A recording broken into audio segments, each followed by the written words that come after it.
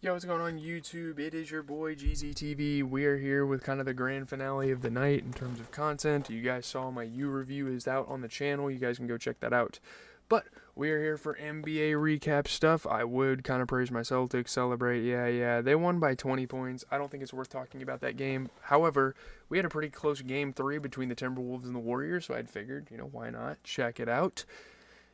Anthony Edwards and Julius Randle lead the Timberwolves past the Warriors by 5. They take a 2-1 lead here in the second round playoff series. A much-needed Game 3 win after dropping the game that they lost Steph Curry in. So, yeah, I don't know. That didn't make any sense. But even with Steph Curry sidelined and Draymond Green in foul trouble, the Golden State Warriors were ahead by 5 points in the fourth quarter and felt they had every chance to grab a series lead against the Minnesota Timberwolves at home. They weren't able to do it. Obviously, that's somewhat disappointing for Warriors and their fans and stuff. But at the same time, you got to think no Steph Curry is really weighing this franchise down, of course. He is the guy. He has been the guy for years for you guys. Yeah, big games from Anthony Edwards and Julius Randle. Shout out to them. Anthony Edwards has looked pretty shaky to start this series in the first 3 games. Not the greatest stuff, but hey, him and Randle sort of have a rebound, and they play pretty good.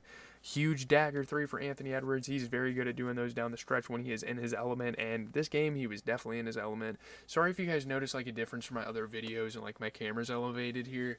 I switched out monitors so I could play games on my good monitor, but yeah, good stuff here. Really good basketball.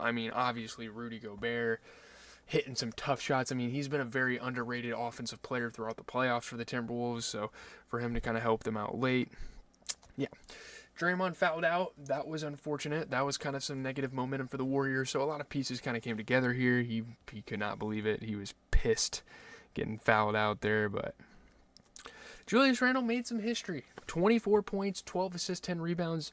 The first Timberwolf, or I think only the second Timberwolf in franchise history, because you guys got to remember this is a very new, relatively new franchise in the NBA. 24 points, 12 assists, 10 rebounds. The first player since Kevin Garnett in this team's history to record a triple-double. So that's a pretty big deal there for Julius Randle. 36 points for Anthony Edwards. It was pretty simple. Kind of hit him with the 1-2 punch this game. You look at the Warriors, Jimmy is going to be Jimmy. He's going to play his ass off and try as hard as he can to win these games. 33 points. He shot 50% from 3. And my goodness, you have a generational game for Jonathan Kuminga. One of the best games from him in a long time. I know he was kind of in a slouch. I know he wasn't looking the greatest for a while, but he played really well. 30 points out of him. He shot 75% from the three-point line. Those two tried everything they could, but again, Draymond Green fouling out, and overall Draymond Green just not playing good. He doesn't have any redeeming qualities about him in this fucking game. He is a really good on-ball defender and really good defender overall. I will give it to him. But similar to what we were kind of talking about yesterday or earlier today, I guess we kind of pushed the video back. Similarly to what we were talking about with Lou Dort on the Thunder, Draymond Green just doesn't do enough offensively. I know he's a great defender. I know he was DPOY conversations, and he's even a better defender than Lou Dort, honestly. That could be debated. But he just doesn't provide enough offensively when you don't have an offensive player. You need guys to fill in the gaps. Draymond Green isn't one of those guys. They have a solid bench, and to an extent, Jonathan Kuminga was definitely seeing some minutes over him when he was playing great. But you have Kevon Looney, you have GP2 coming off the bench. Why not give some of those guys more of a shot? They're definitely more offensively oriented compared to Draymond. I know Kevon Looney kind of just grabs rebounds and goes, but especially GP2, he can be athletic, he can hit threes, he can score from some levels. I don't know. I like Draymond Green as a veteran. I like him as a glue piece to this team, and I've liked him as a glue piece for this team for the last better decade plus. But yeah, it gets to a point where you need offense in today's NBA. You can't have a bunch of slouchy fucking veterans that don't provide offense. So there you have it, kind of looking ahead at tomorrow. Really interesting games. 2 Game 4s. We have Thunder Nuggets. We have Cavs Pacers. I do think in a close game, the Thunder are going to bounce back against the Nuggets. The Thunder will bounce back against the Nuggets. I do believe that. Looking at Cavs Pacers, very close games, by the way, tomorrow. And I think the Cavs are going to even the series as well. I know that's kind of boring because they're the favorites. They're the top seeds, 2-1 seeds. It could get really interesting, though. I guess, like, looking at the injury report, what are we looking at here? I mean, very minor injuries for both the Thunder and the Nuggets. Two guys that don't even play anyway. And, yeah, I guess there's no injuries. And that's something I've been praising all year about this playoffs, is we haven't really gotten a lot of injuries on the report there.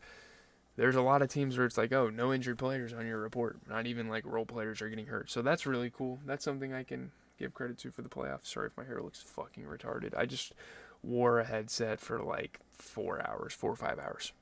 That was a fun stream. If you guys want to check me out, GZTV live on Twitch, all lowercase. We stream there over the weekends. I'm probably not going to do as much during the week, especially because I have an internship coming up.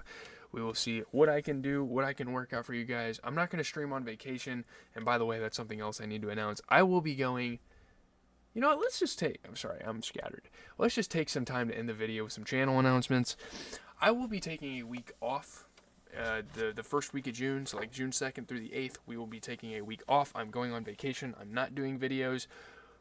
I might bring my laptop and do like NBA recaps and stuff like at night after some of the playoff games.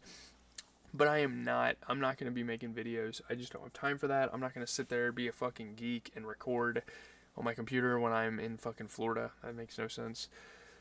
So there's that. I think it's official. I don't think I've bought tickets yet, but I do believe we are going... There's fucking gnats all over my fucking room. We are going to go to Summer Smash for 3 days, so I am definitely going to be recording some videos. I might try to vlog it because I think 42 CEO is going to be there, so that's going to be fucking sick. I do need to remind myself, though, get a fucking flash drive, put my videos on my computer so I can just use my phone the entire weekend. But yeah, I'll try to vlog. If I see 42, I'll turn it into like an actual vlog and you guys can see it.